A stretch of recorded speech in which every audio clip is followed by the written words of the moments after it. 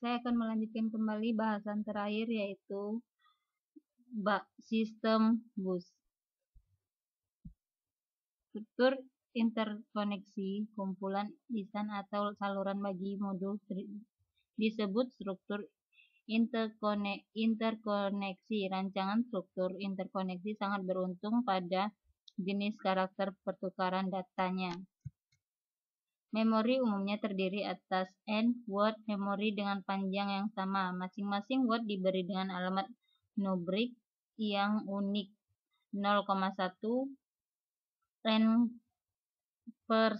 word dapat dibaca namun ditulis pada memori dengan kontrol read atau width. Operasi modul input-output adalah permukaan data dari ke dalam komputer. Modul input-output juga dapat mengirimkan sinyal input.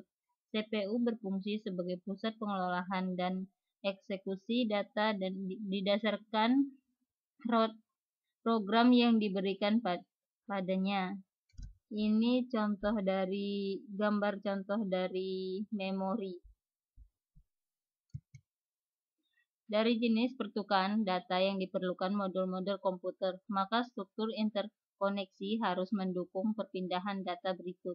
Memori ke CPU. CPU melakukan pembacaan data maupun instruksi memori.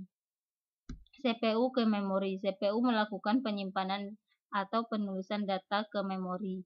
Input-output ke CPU. CPU membaca data dari perihal melalui modul input-output. CPU ke input-output. CPU mengirimkan data ke perangkat perihal melalui modul input-output. Input-output ke memori atau dari memori digunakan pada sistem DMA. Interkoneksi bus. Bus merupakan lisan komunikasi yang menghubungkan dua atau lebih komponen komputer. Sebuah bus biasanya terdiri atas beberapa saluran. Secara umum, fungsi saluran bus dikategorikan dalam 3 bagian, yaitu saluran data, saluran alamat, dan saluran kontrol.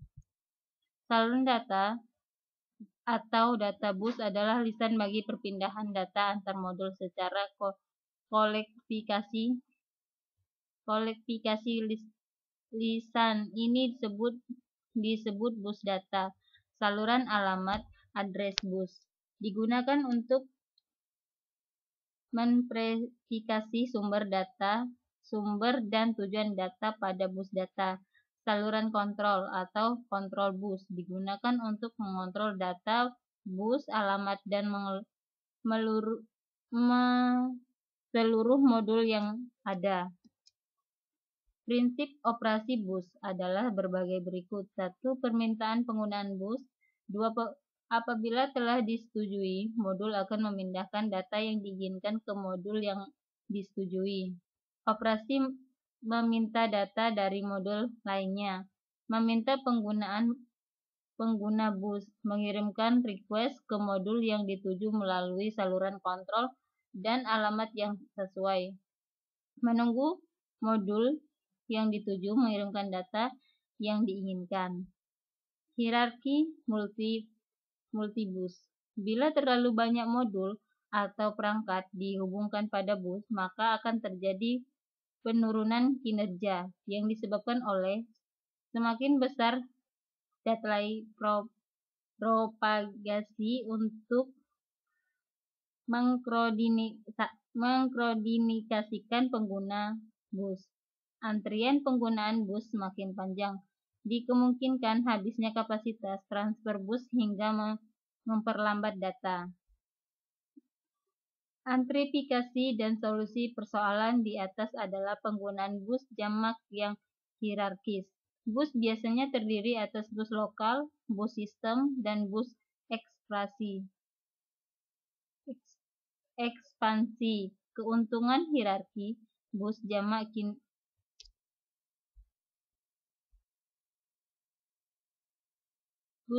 kinerja tinggi adalah bus berkecepatan tinggi, lebih integrasi dengan prosesor. Elemen perancangan bus. Parameter dasar perancangan bus dapat diklasifikasikan berdasarkan jenis, dedicated dan multipack. Metode arbitisasi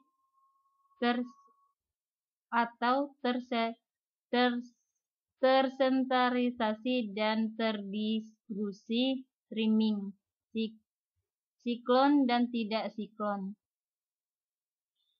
Besar bus, lebar address, dan lebar data, dan jenis transfer datanya read, width, read, mode, di width, read, alter, width, atau block. Tujuan yang hendak dicapai dalam perancangan adalah berbagai macam bus, cepat menghantarkan data, dan efisien tinggi. Jenis bus.